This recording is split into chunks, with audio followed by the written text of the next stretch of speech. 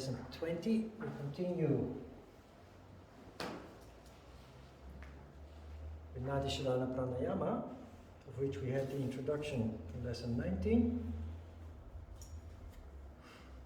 What you learned in lesson 19, the cycle with Shiva in, Shiva out, there was just one-time practice.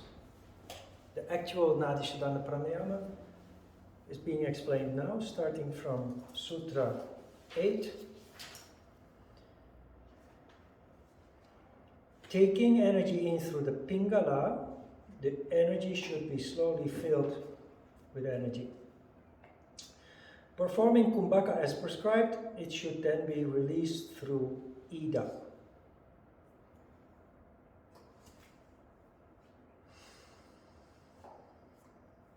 Kumbhaka is the retention stage. Notice how Svatmarama is playing tricks with words. In Sutra 7, you were told to let energy in through the moon and then energy out through the sun. Here, he doesn't use the moon and the sun. He says, take energy in through the Pingala and then release through Ida. He's deliberately sowing confusion. You will see with the next sutra also. He's just piling on top of it.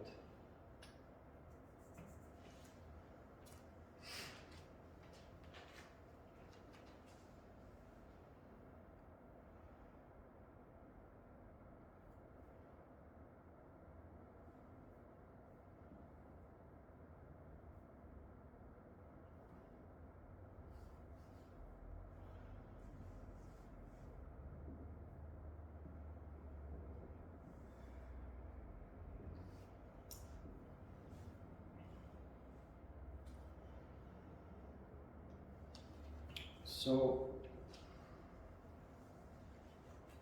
you take energy in through Pingala. Which energy is that? Pingala is responsible for which energy? Shakti. So you let Shakti in through Pingala, which means can only be at the bottom, going up, because Shakti energy rises. Let Shakti in through Pingala and release after the Kumbhaka through Ida. That's the other channel which is responsible for Shiva energy. So you let Shakti in and you let Shiva out.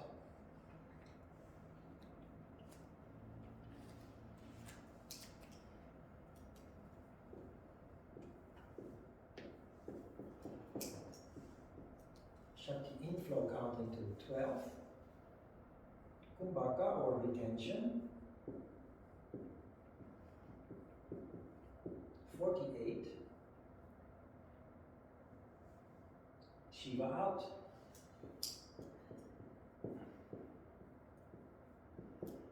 Counting to 24. And you finish with Kumbhaka. Counting to 48.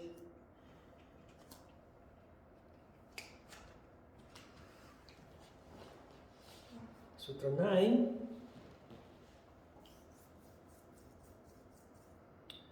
Energy should be drawn in by the same entrance through which release was made. Then, having retained the energy to the utmost, till covered with perspiration or till the body shakes, it should be released by the other, slowly and never fast,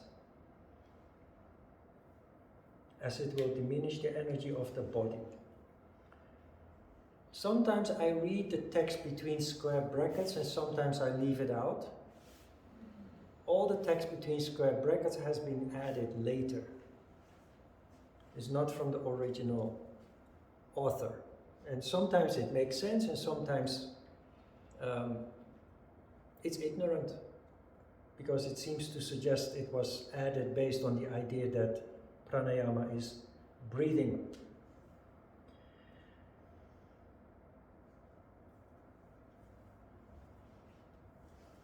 Till covered with perspiration or till the body shakes is not to be taken literally, just like everything else in the text.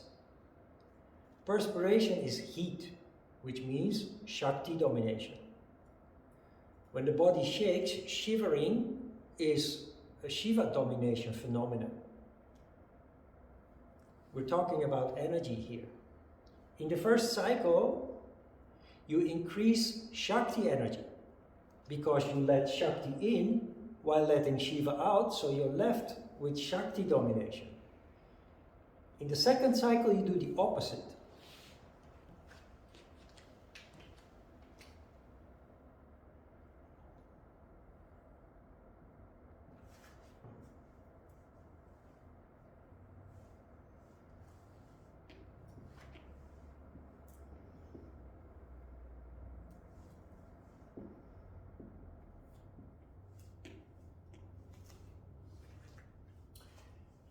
You let energy in through the channel through which release was made, which is Shiva energy. You let Shiva out. So now you let Shiva in, according to the instructions. You let Shiva in.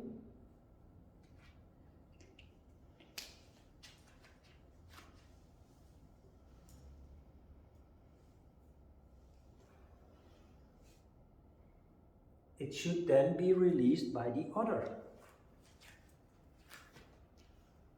which is of course Shakti.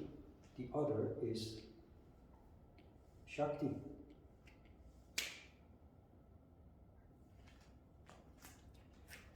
In this stage, this is what is symbolically called the perspiration stage. You increase overall the level of Shakti, leading to a Rajas condition, which is symbolically described as perspiration, heat. This stage, you do the opposite. You let Shiva in, but you let Shakti out, so you increase overall the level of Shakti, which is symbolically described as a condition in which the body shakes, tamas condition.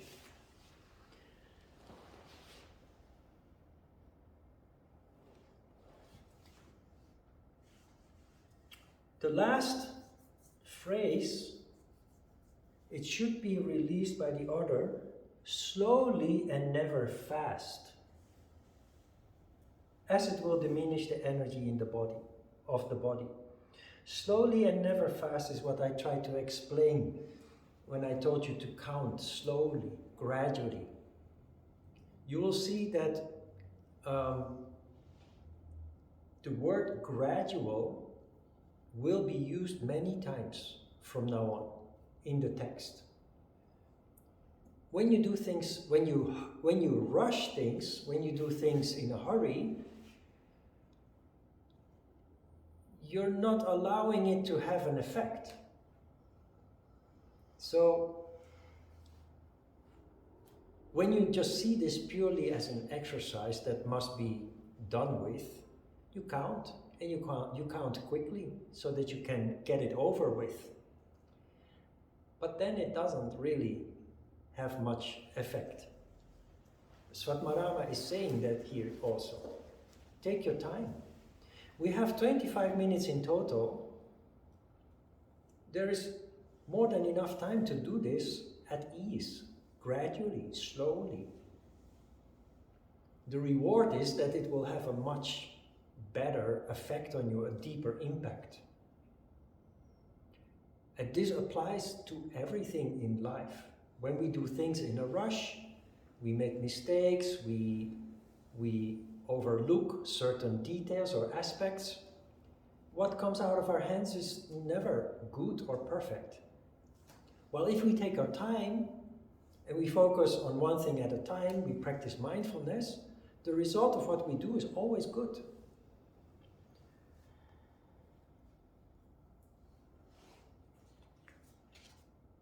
Sutra 10, and the last one for today.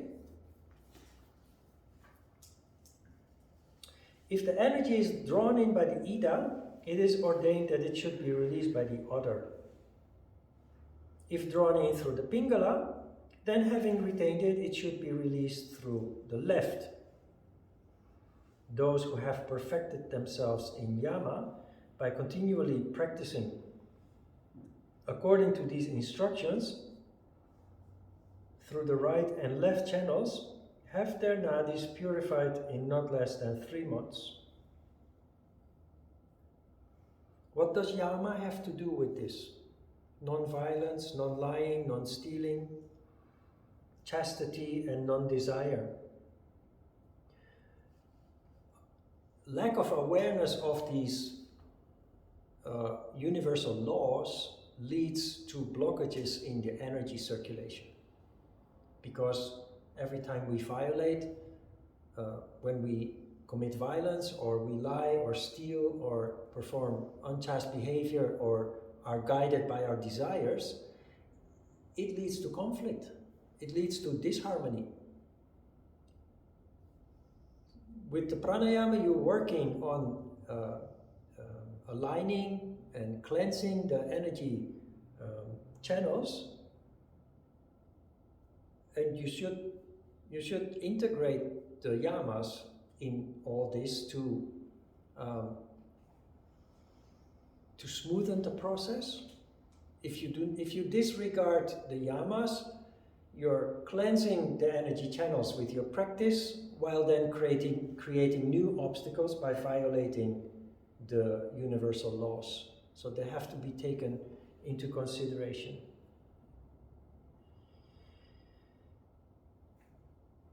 So Sutra 10 is basically, how do you say that? It's a repeat of Sutra 8 and 9, describing both cycles. You have 2 cycles here, describing both cycles. If you pay attention to how he writes it, he's throwing dust in your eyes if you do not have a teacher to explain what you're looking at, what you're reading. Here, he's juggling, he's conjuring with the words Ida, and then the other channel, and then Pingala, and then the other channel, or the left channel. He is really causing confusion if you don't know what this is all about, making it impossible for a lay person to learn and exercise from this book. This applies not to the asanas, but it applies to everything else that follows. The pranayamas in chapter 2, the mudras in chapter 3, and the higher meditation, samadhi, in chapter 4, is all described in such a way that you have no access to the real exercise if you do not have somebody to interpret it for you, on purpose. And that explains also why he here and there says, you must keep this a secret.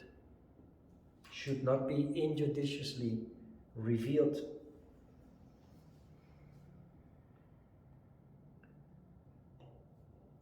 Next week, we will continue reading from the Hatha Yoga Pradipika, finishing, we will read up until Sutra 20, because that is about Nadi, Sodhana, Pranayama. Sutra 21 is then the start of Kriya. So when we're done with 20, we will then start with chapter 1, Sutra 1, and read the whole first chapter together. So until lesson 28, you will not receive files anymore, except the Korean people will receive translation of the Hatha Yoga Pradipika text. Yeah?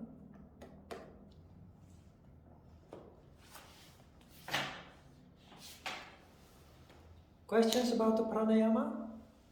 This is how the pranayama will be for the next 7 weeks. So we do both cycles? 2 cycles. And I checked in the first session, it took me 7 minutes to complete 1 cycle. So, but I count very slow and deliberate.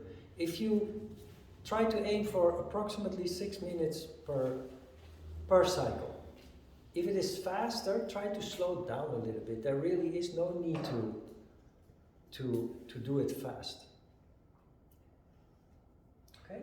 So just to reiterate, Shakti in, retention, Shiva out. Yes. Retention, Shiva in, retention, Shakti out, retention. Yes. Okay. I should complete this. We start in the first cycle with Shakti in, retention. Shakti in, Shiva out. This is Vashti. Suck water out, expel water. Just this time with a count and a retention. The second one, second cycle. Shiva in, swallowing a piece of cloth. Counting to 12. Kumbhaka. Shakti out, pulling out the piece of cloth.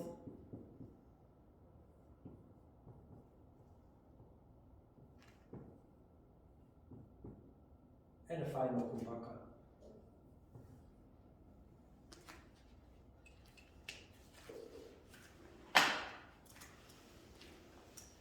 Look at your notes or look at the whiteboard if you lose track. In the beginning it's a lot of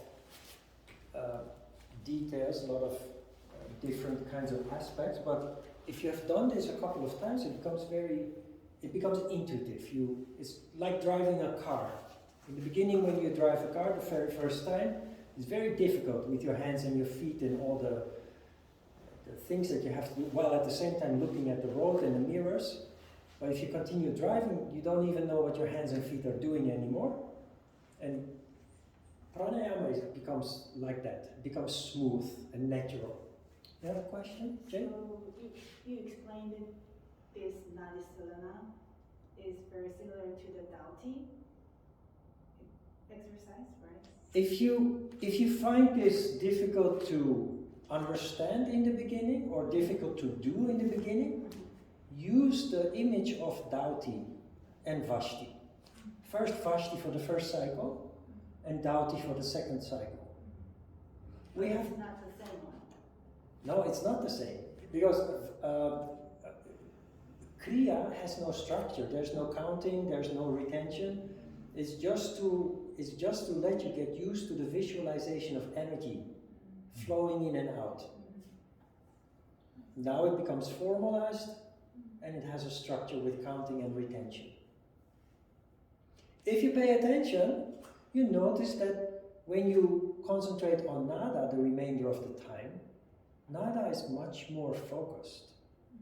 You are much more focused as a result of going through these two cycles. Also, there is an irony here. We have talked about the concept of the doubting Thomas, remember?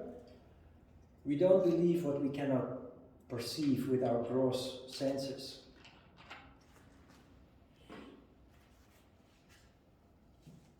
One of the diseases of the disciple in yoga is that we take our health for granted. The thing is, when you are healthy and you do this, you might not feel an immediate effect, an immediate impact. Why? Because you're healthy. Remember the story I told you of the two students that had chronic diseases. They were so happy after so many years that they found something that actually worked. Diseases of the disciple are those things that we bump into out of ignorance. One of the diseases, to give you an example, one of the other diseases of the disciple is that we practice for a couple of years. Then in the beginning that we start practicing, we feel that we become healthier, that we become stronger, that we become more focused, calmer. We feel various developments taking place as a result of our yoga practice. So you practice. Several years later, you end up asking yourself, why am I still doing this? I don't feel anymore the difference that I felt when I started. So it doesn't work anymore. Out of ignorance, we start to think, because we don't feel the effect anymore, that it doesn't work anymore. What really happened is, you have elevated your condition to a level, and you, at some point, you level out. It's like climbing a mountain and reaching a plateau. And you keep practicing to maintain that, but out of ignorance, it is very possible, and many people bump into this obstacle, that we think, well, I'm just wasting my time because I don't feel the impact anymore, the way that I felt it in the beginning. The problem is that when you stop practicing, out of this misguided idea that it doesn't work anymore, your condition deteriorates. So, because these things are inevitable for most people, they are being considered the diseases of the disciple. And Svatmarama at some point refers to it, we will come across that, and Patanjali also in the Yoga Sutras of Patanjali mentions the existence of the diseases of the disciple. Okay.